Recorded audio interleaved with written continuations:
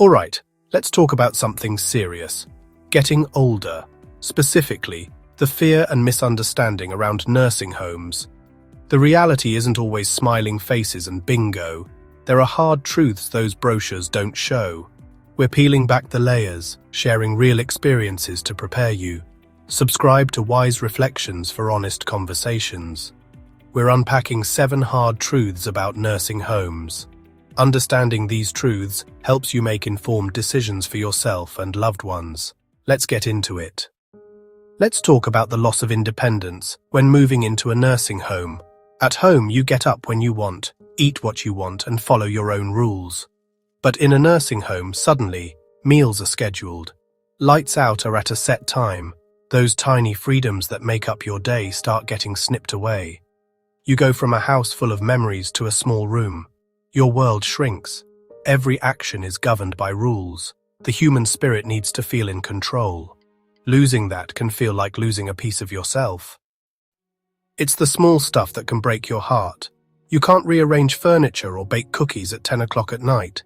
These aren't life or death things, but they are life-affirming. Privacy? At home, you close your door. In a facility, staff are always coming in and out. That feeling of having a true sanctuary can evaporate. At home, you decide who you see. In a nursing home, your social circle is pre-selected for you. This loss of independence isn't about being stubborn. It's about dignity and self-worth. You can feel like you're being treated like a child again. It's a grief for a life of freedom that you never even realized you had until it was gone. It's a paradox. You can be surrounded by people and still feel utterly alone.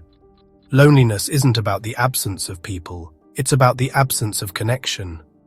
Moving into a nursing home can rip away your familiar world. Familiar faces are replaced by strangers. Family visits become less frequent. You spend a lot of time just waiting. The loneliness gets worse at night. You long for your own bed, your own house, your own things. It's a deep void that daytime activities can't fill. This feeling of isolation goes deeper than just missing people. It's about feeling disconnected from your own life, from your own identity. In a nursing home, it can feel like all of that gets stripped away. You're defined not by the rich, full life you lived, but by your current medical needs and your room number. So you see, this isolation isn't just a feeling of being lonely. It's a feeling of being forgotten, of being left behind. It's the grief of being separated not just from your home and your family, but from the person you used to be. Let's talk about the lack of personalized care. It's not always that custom-made, tailored suit kind of care. Sometimes, it feels more like you're trying to fit into a suit off the rack that was made for somebody else entirely. You got a handful of hard-working folks, saints in scrubs, trying to look after a whole building full of people. They're running from one room to the next, trying to be everywhere at once. But when you got a dozen bells ringing and only 2 hands to answer them, you can't give everybody that deep personal attention they need. When that personal connection is missing, it's more than just an inconvenience. It's a loss. It's a hard, cold truth that can make even the cleanest, fanciest facility feel empty. When care is rushed, it affects everything. Imagine needing help with something simple, like getting dressed. When caregivers are on a tight schedule, it becomes a race against the clock. The human part of the interaction gets squeezed out. It's about mealtime and bath time. Moments that should be about comfort become sources of stress. Nobody should feel like a burden, especially in a place that's supposed to be about care. When the person gets lost, problems brew. Care is more than medicine. It's about connection and dignity. When the system makes personal connection impossible, it fails everyone. This lack of personalized care is a flaw that leaves deep scars. Moving is stressful, especially into a nursing home. It's a whole new world with new rules, schedules, and people. You've got to learn a whole new system. Breakfast is at 8 a.m. sharp, not when you feel like it. It can feel like someone else is behind the wheel. You got to learn the personalities of the staff and your new neighbors. It's a silent battle that many residents fight every single day. Adjusting to a new environment involves a tidal wave of emotions. Surrounded by strangers, it's like starting from scratch, building connections late in life. This can lead to loneliness. even in a crowded room. The different sounds and smells, and a sterile environment replacing a cozy home, add to a sense of dislocation. It's like your senses are on high alert, constantly reminding you that you are not home. Adapting requires resilience, finding new routines and comfort. It's a profound process of reinvention, demanding compassion and understanding. Let's talk about the financial strain of senior care. The cost of nursing home care can hit your family's bank account hard. Most people are shocked by the bills. Long-term care can quickly deplete savings. Regular health insurance and Medicare don't cover long-term custodial care. Families often scramble, considering Medicaid and the need to spend down assets.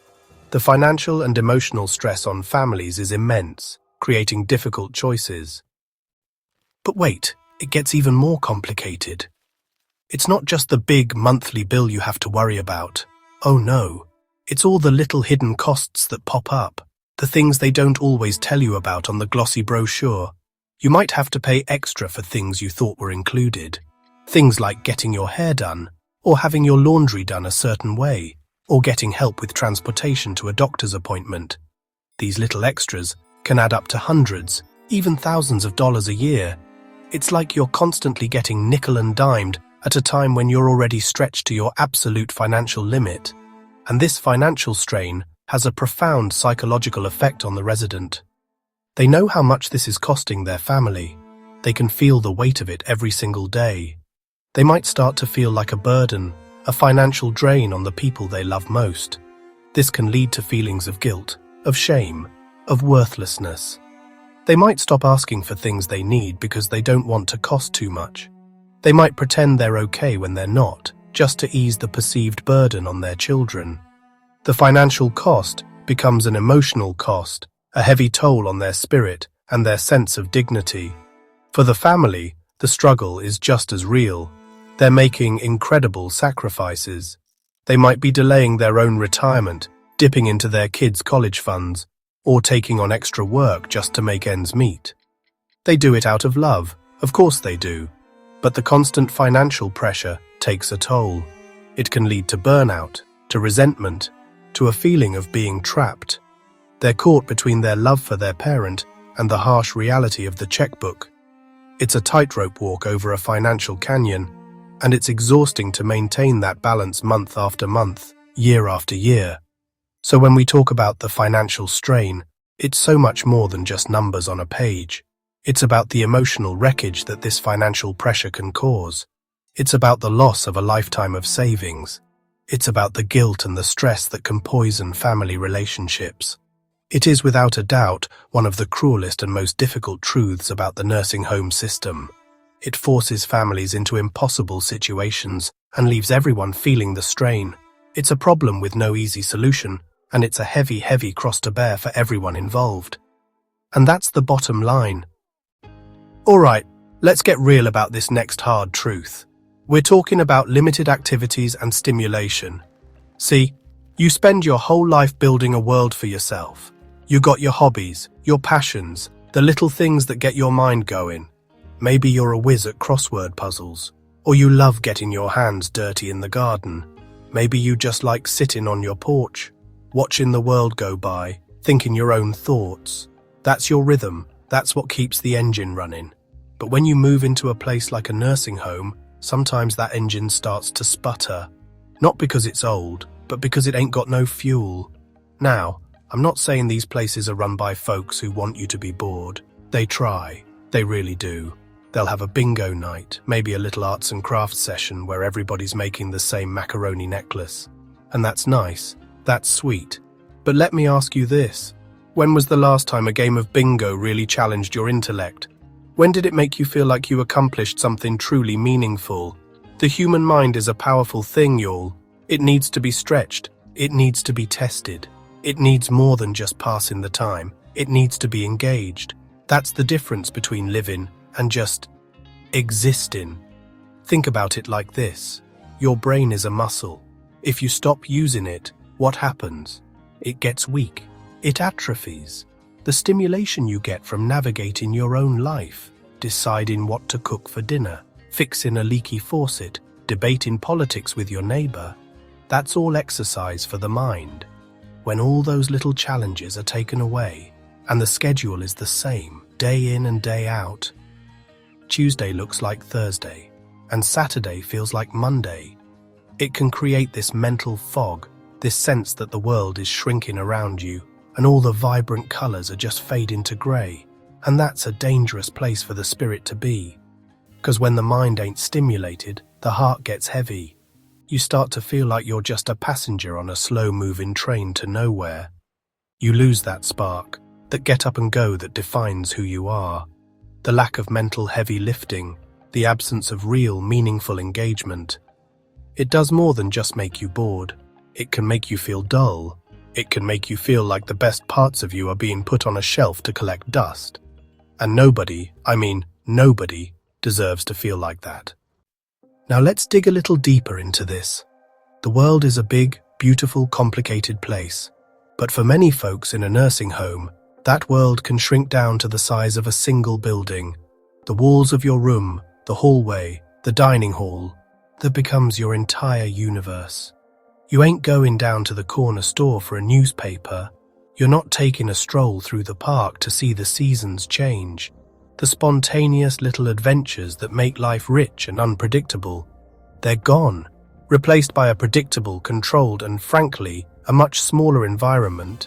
And it ain't just about the physical space, it's about the people you're around. Back home, you had your circle. You had your family, your old friends, the loudmouth from down the street you loved to argue with. You had a diverse cast of characters in your life. In a nursing home, your social circle is suddenly limited to the other residents and the staff.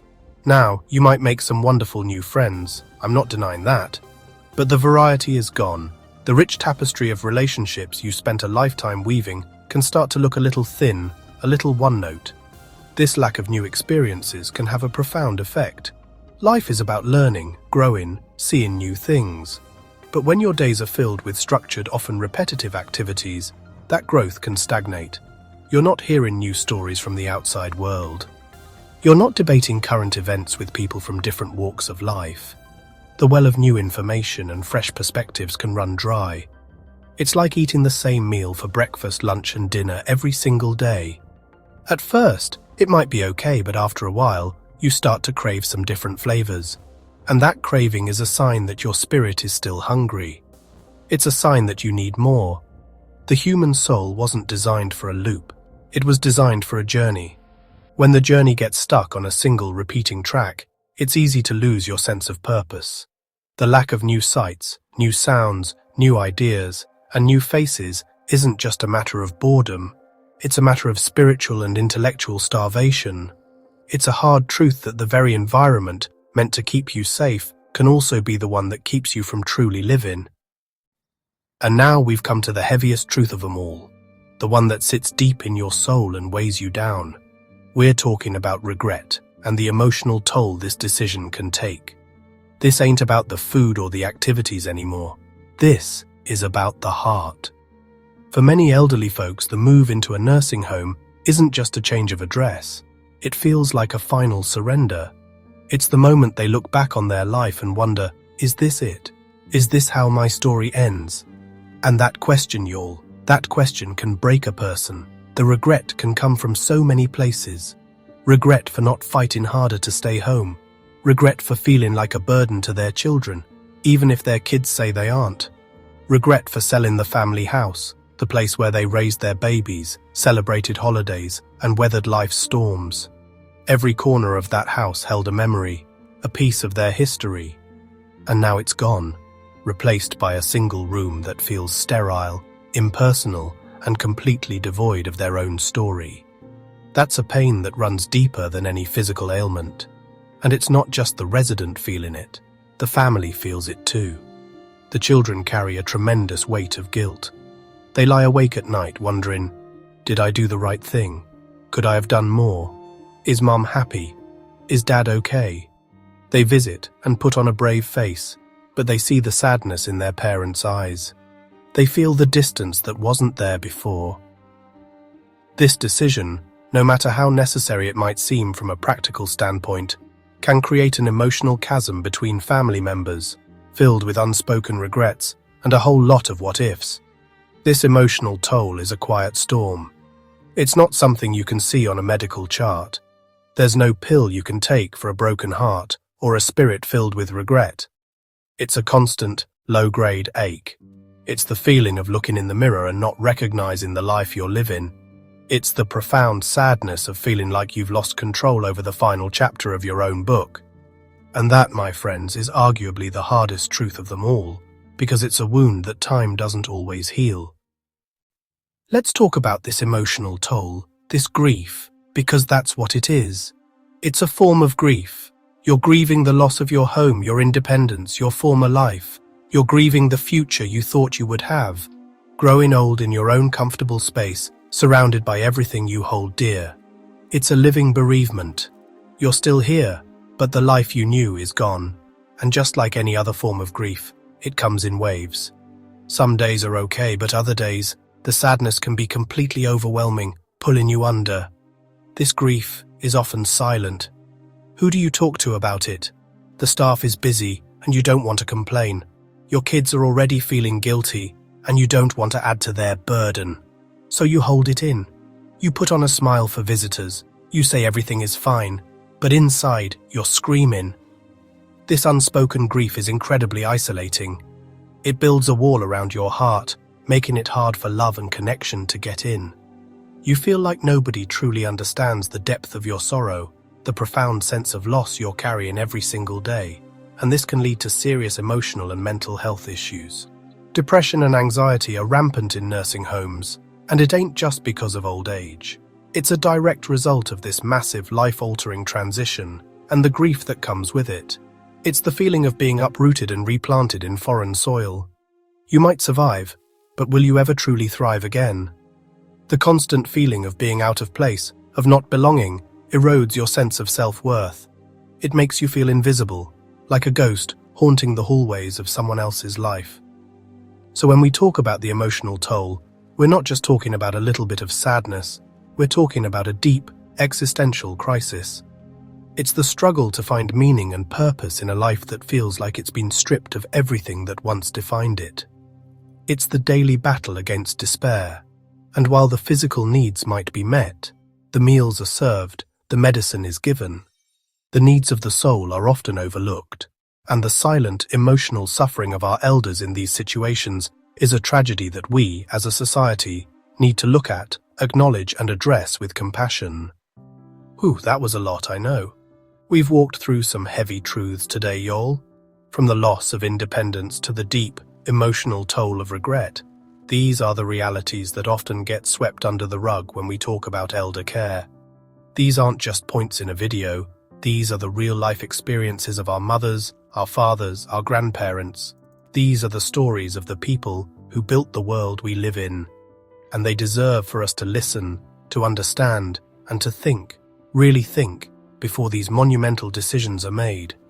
So I want you to take a moment. Reflect on these hard truths.